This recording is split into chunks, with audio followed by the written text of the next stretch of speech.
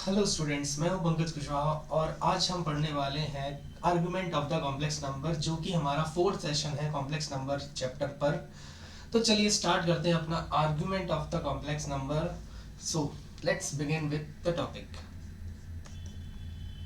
Argument of complex numbers. Argument को एक और बात बोली जाती है, आर्गुमेंट को हम क्या बोल देते हैं, एक एम्पलीट्यूड भी बोल देते हैं कहीं कहीं। आर्गुमेंट बोलो, एम्पलीट्यूड बोलो, लगभग एक ही बात है। सो आर्गुमेंट है क्या वैसे? तो सीधी सादी सी एक बात है, ज्योमेट्री बनाते हैं अपन पहले तो इसकी। ये देखो, ये और ये रियल एक्सेस और इमेजिनरी एक्सेस है ना। ये रहा अपना एज यूजुअल z, और ये रहा z को मिलाने वाली एक अपनी लाइन। ओके, अब इस z ने क्या किया कि पॉजिटिव रियल, मतलब रियल एक्सिस के साथ, नॉट पॉजिटिव, रियल एक्सिस के साथ कितना एंगल बनाया एंटी क्लॉकवाइज डायरेक्शन में, वो एंगल है थीटा, और इसी को हम बोलते हैं argument of the complex numbers.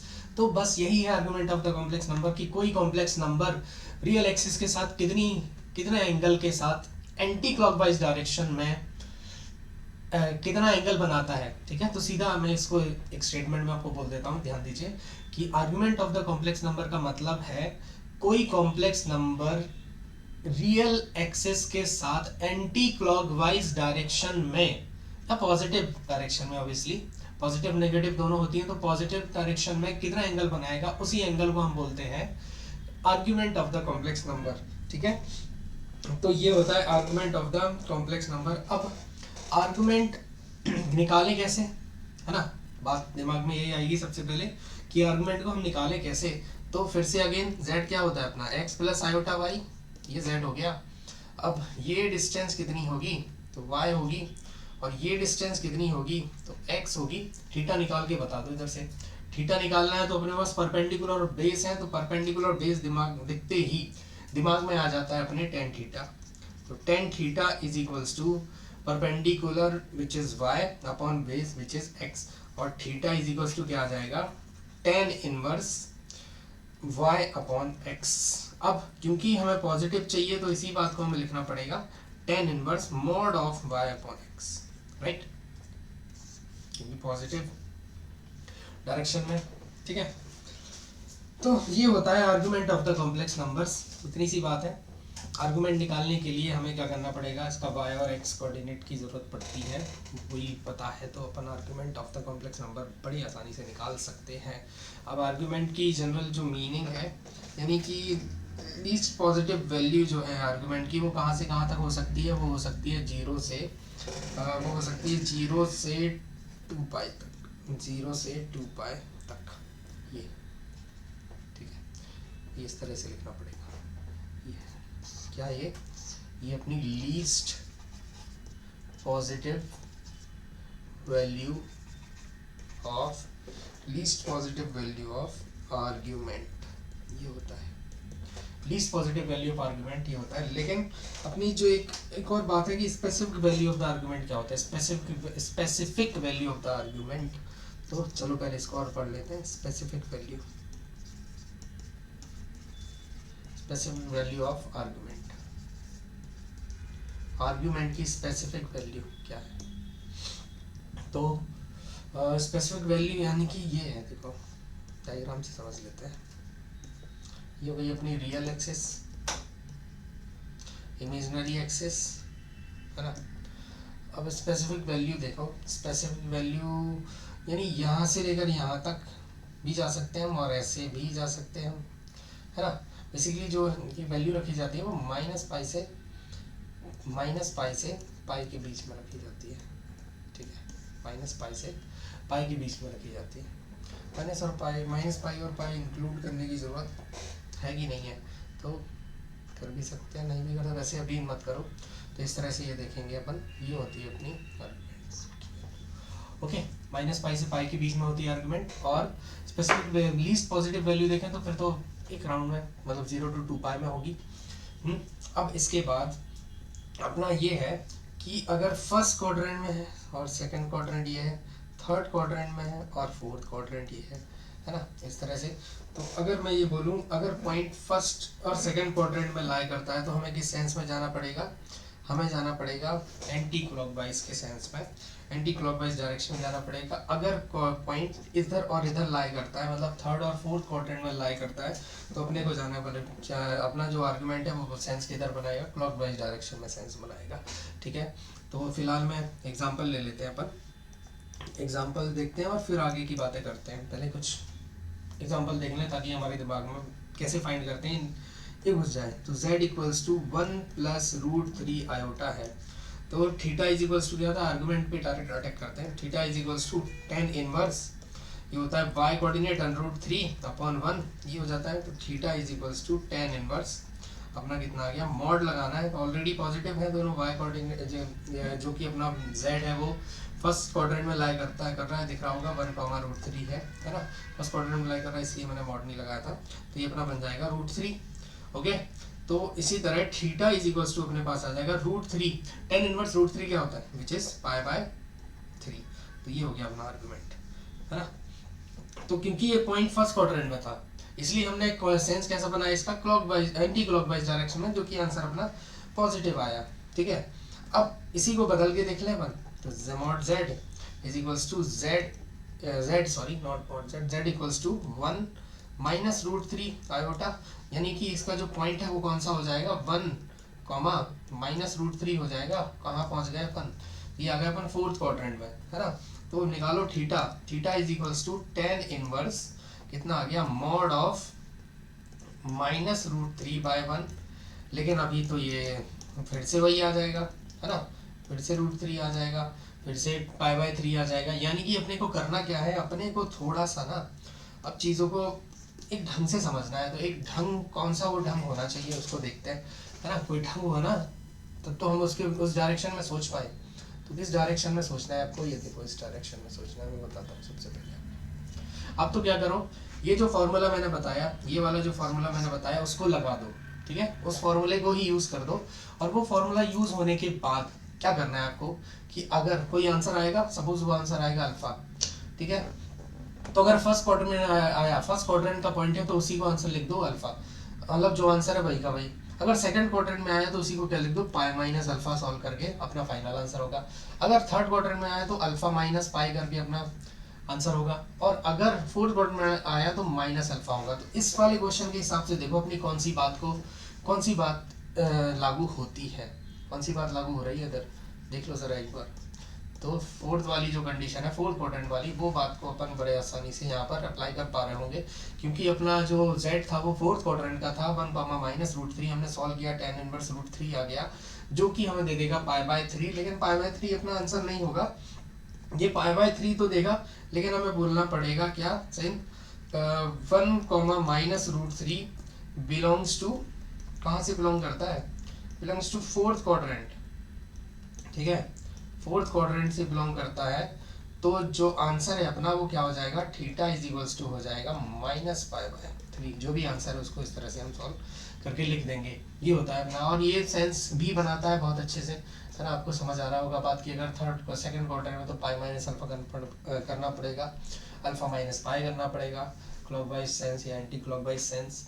ठीक है, तो इस तरह से हम इस बात को समझ लेते हैं। चलिए अब और क्वेश्चन देख लें, और क्वेश्चन देखें तो z equals to -1 plus √3 iota, है ना, पहले इसी क्वेश्चन को ले रहे हैं हम। तो z इक्वल्स टू क्या क्या पॉइंट मिल गया अपने को, कोई इसके रिस्पेक्ट में एक पॉइंट भी कंसीडर करें तो -1 √3 आ गया। -1 √3 देखते ही अपने को क्या दिमाग में घुस गया कि ये क्वेश्चन, ये जो पॉइंट है वो तो सेकंड क्वाड्रेंट का है, तो कुछ मत करो, थीटा निकाल दो। तो tan इनवर्स क्या आ गया, मॉड ऑफ √3 -1, तो अपना फिर से वही आ गया थीटा, है ना, tan इनवर्स √3 विच इज π/3। लेकिन -1 √3 कहाँ से बिलोंग कर रहा है, बिलोंग्स टू कौन, सेकंड क्वाड्रेंट से बिलोंग करता है। और सेकंड क्वाड्रेंट से बिलोंग करते ही अपना जो आंसर है वो किस तरह से आएगा, पाई माइनस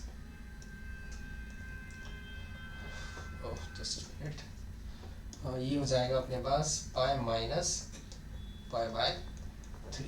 ओके, तो थीटा इज इक्वल्स टू अपना आंसर आ गया कितना, कर लो सॉल्व, 2 पाई बाय। क्लियर, ये होगा। एक और क्वेश्चन देख लेते हैं, एक और क्वेश्चन देखिए। फर्स्ट क्वाड्रेंट हो गया, सेकंड हो गया, फोर्थ हो गया, थर्ड से थोड़ी दुश्मनी है कोई, थर्ड क्वाड्रेंट को भी देख लेते हैं एक क्वेश्चन करके। Example, theta is sorry not theta यार, z is equals to -1 minus √3 iota. तो अगेन हमें पता है थीटा क्या आ जाएगा, पाई बाय 3 आ जाएगा, मतलब थीटा नहीं हमें अल्फा बोलना चाहिए। और जो हमारा फाइनल थीटा है, वो क्या आ जाएगा, वो आ जाएगा अपने पास alpha minus pi which is equals to pi by 3 minus pi. इसको कर लो अब आप सॉल्व, तो थीटा -2 पाई बाय 3। क्लियर, ये अपना हो जाएगा। इस तरह से हमें देखना है कि कैसे हम किस आंसर को किस तरह से फाइंड कर सकते हैं। ठीक है, तो चलिए देखो एक और मैं बढ़िया से 4 एग्जांपल लेके आपको बता देता हूँ एक बार। ठीक है, ताकि बातें एकदम दिमाग में घुस जाएंगी। तो 4 z ले लेते हैं। एक z है z equals to 1 plus iota, एक z है z equals to -1 plus iota, एक z है अपने पास -1 माइनस आयोटा, और एक z है अपने पास 1, एक मिनट, फोर्थ क्वाड्रेंट का लेना है ना, तो क्या हो जाएगा 1 माइनस आयोटा। ठीक है, तो करस्पॉन्डिंगली हमें दिख रहा होगा कि कौन सी क्या चीज़ें हैं, मतलब कौन सा क्वाड्रेंट है। इस बात को तो हम समझ गए होंगे। तो tan theta is equals to tan inverse 1/1 हो जाएगा ये मॉड के अंदर, तो tan 1 हो जाएगा, तो theta is equals to alpha होता है, और विच इज इक्वल्स टू कितना आ जाएगा, पाई बाय 4 आ जाएगा, 45 डिग्री।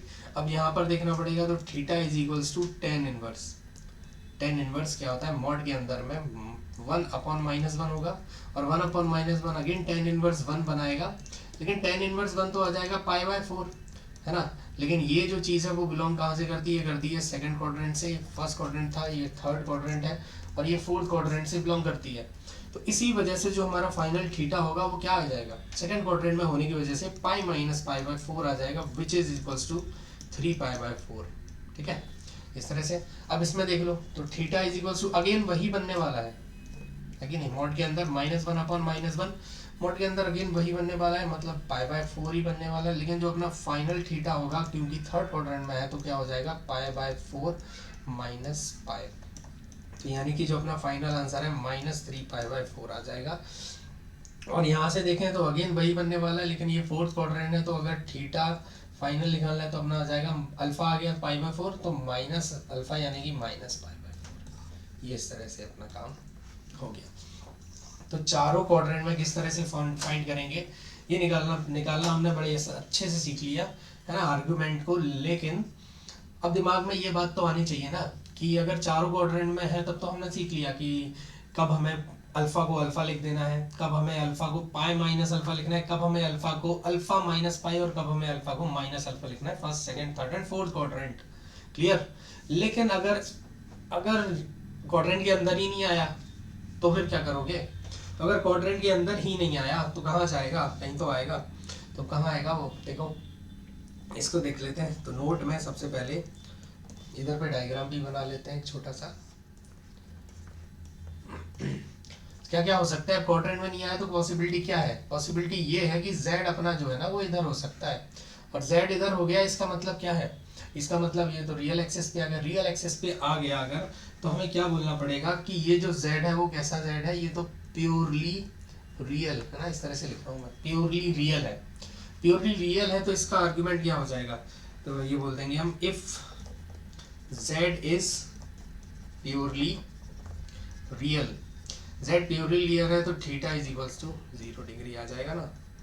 हाँ, अब इधर पे आ जाओ, इधर आएगा तो क्या होगा, z जो है ना अपना क्या रहेगा, वो z अब की बार z जो है वो आ जाएगा प्योरली इमेजिनरी, है कि नहीं, प्योरली इमेजिनरी। अब प्योरली इमेजिनरी है तो तब क्या होगा, तो तब उस केस में होगा if z is purely imaginary, अगर z प्योरली इमेजिनरी है तो theta is equals to pi by 2 आ जाएगा। और थर्ड हो जाएगा इफ z इज कहाँ पे आना चाहिए z को, अब इसके बाद z कहाँ आ सकता है, इधर ही आ सकता है, इधर आ जाएगा। तो यहाँ से यहाँ पहुँचना सीखा है ना हमने, यहाँ से यहाँ पहुँचते हैं तो कैसे पहुँचते हैं, एंटी क्लॉकवाइज, और एंटी क्लॉकवाइज में यहाँ पहुँचे, यहाँ से इधर पहुँचे, तो फिर आंसर क्या आएगा अपना, तब उस केस में आंसर आ जाएगा अपना पाई। इफ z इज, अभी भी क्या बोलना पड़ेगा, प्योरली रियल ही बोलना पड़ेगा। If z is purely real तो थीटा इज इक्वल्स टू पाई, है ना। अब इसी तरह अगर चौथी बात करें हम, if z is positive negative लगा देंगे, चलो positive purely real, positive purely imaginary, negative purely real, और इस नेगेटिव प्योरली इमेजिनरी, तो उस केस में थीटा क्या आएगा, क्योंकि अब अपना जो z है वो कहाँ बिलोंग करेगा, इधर बिलोंग करेगा नेगेटिव z पर, नेगेटिव इमेजिनरी एक्सिस पर, तो ये कहलाएगा अपना प्योरली क्या, purely imaginary, negative purely imaginary. तो उस केस में कहाँ जाना पड़ेगा, अपने को इधर घूमना पड़ेगा ना, और इधर घूमना पड़ेगा तो -π/2, क्लियर। तो इस तरह से हमने देखा कि क्वाड्रेंट्स के बीच में अगर आर्गुमेंट आएगा तो कैसे डील करेंगे, और अगर रियल या इमेजिनरी एक्सेस के ऊपर आ जाएगा तो कैसे डील करेंगे, ठीक है। तो इस तरह से हमने argument of the complex number को कंप्लीट किया, ठीक है। तो एक बार और मैं आपको एक बार ऐसे रिवाइज करा देता हूँ जल्दी से, ताकि चीज़ें क्लियर हो जाएं और आपको आसानी से क्वेश्चंस बनने लगे। तो देखो क्या होता है argument of the complex number, मतलब क्या है, argument of the complex number मतलब हो गया कोई z होगा, है ना, कोई z होगा जिस z का हमें एंगल लेना होगा, कहाँ से, रियल एक्सिस से, पॉजिटिव रियल एक्सिस से एंगल लेना होगा, तो वही एंगल को क्या बोलते हैं, हम आर्गुमेंट बोलते हैं, ठीक है, पहली बात।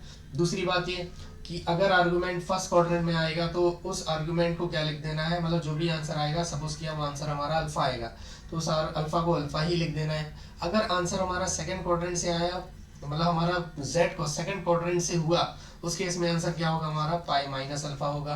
अगर हमारा z जो पॉइंट है z, वो अगर हमारा थर्ड क्वाड्रेंट से हुआ तो अल्फा माइनस पाई, और अगर z हमारा फोर्थ क्वाड्रेंट से हुआ तो अल्फा को माइनस अल्फा लिख देंगे। हमने बोला था कि अगर फर्स्ट और सेकंड क्वाड्रेंट से पॉइंट है तो हम एंटी क्लॉकवाइज सेंस बनाते हुए एंगल को डील करना पड़ेगा, और अगर हमारे पॉइंट थर्ड और फोर्थ क्वाड्रेंट से है तो हमें क्लॉकवाइज डायरेक्शन में सेंस बनाते हुए एंगल्स को डील करना पड़ेगा। इसी वजह से हमने बोला था कि माइनस पाई से पाई के बीच में ही हमारी ये वैल्यूज क्या होती हैं, रहती हैं, ठीक है। तो इस तरह से argument of the complex number के बेसिक बात है कि हमने, और अपना जो एमएलई नंबर सेकंड है उसी में आपको मिल जाएंगे, 57 नंबर में मिल जाएंगे इसके क्वेश्चंस, तो उसको डील करिएगा, है ना, उनके क्वेश्चंस को करने की कोशिश करिएगा, आपसे सारे क्वेश्चन लगभग अब हो जाएंगे, हमने सारी चीज़ें इसमें क्योंकि कवर कर दी है। Okay, so that's it, thank you for joining this session, और best of luck for the future, thank you.